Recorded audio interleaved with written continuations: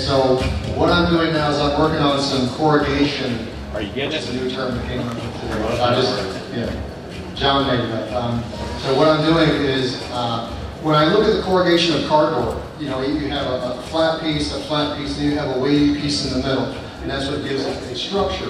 So what I'm trying to do is, like, whenever you point cut, you've always been taught in beauty school that hair flows from the short to the long because gravity. So if the hair is longer on one side, that's the way it's going to shift. So what I'm trying to do is control the way that I point cut internally to control the shift, so I can get kind of a waving kind of pattern. So the first section I'll go through and leave out because I want a solid perimeter shift. The next section I'll go through, I'll use a thin shear and just cut a blunt line. The next section I'll go through, I will point cut at a right angle. The next section I'll go through, I'll point cut at a left angle. So when you see me standing here and reaching over the head and pulling out, it's not, you know, I'm trying to like get you guys to see what I'm doing. If anything, I would like to hide it so you can't see if I make a mistake. But by pulling this out and me going over my body, it enables me to cut from the right side to the left side by point cutting this way. Whereas if I come in with my hands here, it's easier for me to point cut from the left side to the right side. So each layer that I'm going up, I want to point cut at a different angle to give it a little bit different variation in the way that the hair is going to swing and the way that I'm putting my internal texturizing into it. Does that make sense? Maybe a little bit? Okay. So I'm going to continue to work that out. Thin shear straight, point cut left, point cut right, thin shear straight, point cut left, point cut right. But not so much that I'm destroying my shape. Whatever you do, don't destroy your shape. Such a beautiful shape. Okay, so what we're doing right now is that radial section from ear to ear. And like I said before, I was continuing with that, using that graduated length here as a guide and kind of pulling that around nice and round. And using those pivoting radials to kind of really make sure I have a nice round shape back here. So now that that's all done, you can kind of see the shape starting to build up here pretty nicely. What I did now is I just reestablished my center line. I'm going to go through and take some diagonal back sections and overdirect those to the center. So what that's going to do is maintain as much length as possible here. I'm going to cut off some of this excess length, there's just too much to work with. And so what that'll do is it'll create a shorter texture in the interior, longer in the exterior. And then we're going to blow that all forward and kind of really kind of have it coming this way and over her eyes and kind of interface here. So that's the next step. With the bone structure, one of my favorite places on the face is what I call it the golden triangle. It's kind of like my own little nickname for it. And that's where the brow bone meets the cheekbone in that point, right at the corner of the eye. And some makeup artists are really familiar with it.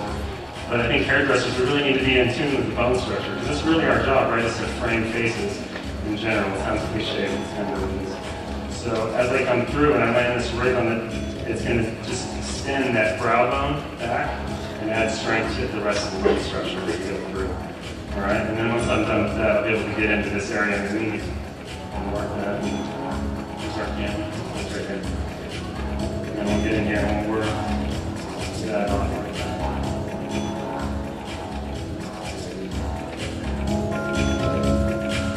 I want to make a shout out real quick. If you guys like the hair color that we got going up here, Davines from Italy was very kind to give us gobs of it to work with.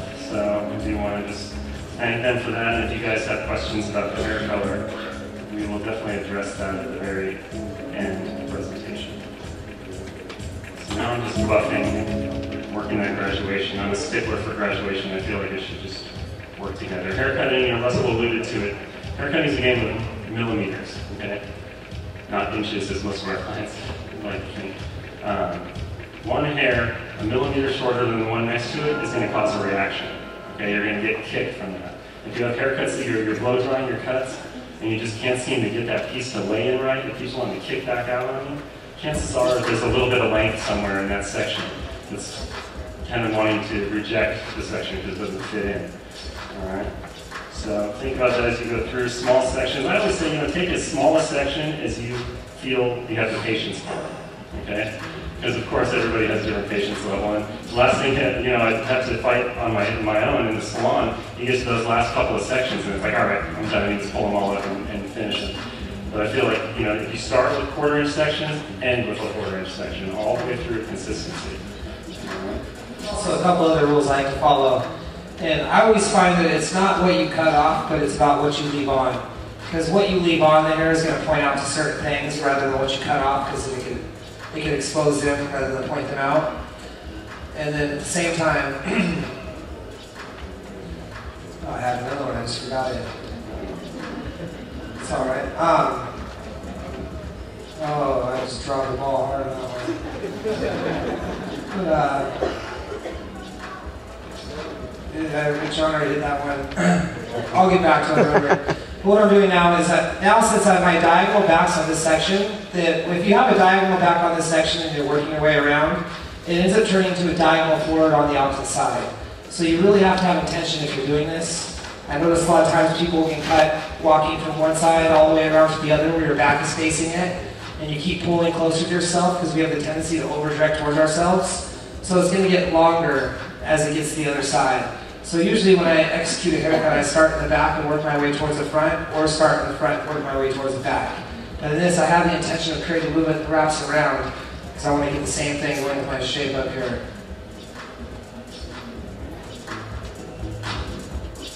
Alright, so with Kelsey, I finished this side. I'm going to go through and cross-check. The biggest thing that people that I've encountered, they never cross-check a haircut. You know, they'll cut in hair, they'll bring it up, and they'll cut it like this and look all fancy and do this and look all pretty cool. But I've had stylists, they cut that hair and the client goes home and they come back and they're like, this piece is longer than this isn't even. So you always want to cross-check your haircuts. It might take, an extra 10, 15 minutes, but it could save your client and it could also save the haircut. So right now, I just did just vertical sections, go back through and cross-check it. If you're doing graduation, you want to cross-check and pull down where that graduation sits. If you start pulling it up, you're going to cut into the graduation and you can kind of take it up. The weight line won't sit as nice as you want it.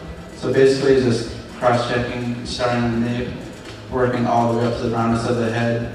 Our weight line's going to sit probably around a little bit above our eyebrow. Let's work it all the way around. Then I'll start my scissor over comb.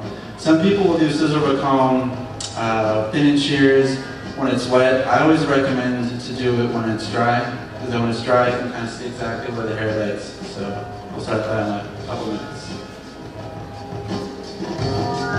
And now I'm working on the bane of my existence, which is bangs and getting them even on both sides.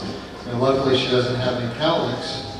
She just has another issue. Oh, you can see the monitor. No, I still care.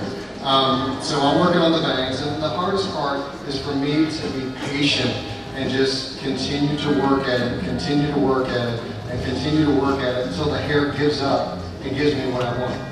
And hopefully she'll still have hair by the time we reach that point. And since I'm cutting from outside in, and I'm trying to get it right at her eyebrow, this reminds me of a story. My father is also a hairdresser. Both my parents are, but my father was telling me a story that he had gone to a class, very famous company, and the guy on stage was cutting this girl's bangs. And he was cutting, kind of across here, and it's kind of at an angle. And then when he finished cutting it, he brushed it, and he had cut right through the poor girl's eyebrow. So she had like a line in her eyebrow. And this is like before Vanilla Ice was cool, And everybody in the audience saw that and started to giggle. And he got mad and threw his scissors down and stormed off stage, and they never saw him again. So I'm making sure that I don't cut the poor girl's eyebrows. So the way that I'll give myself some training wheels is my trusty comb. Just pick up with the scissor, put the comb in, push the hair down, then I can comb it down, and then I can cut as close as I can get to on the skin without actually cutting through her lovely eyebrows. Make sense?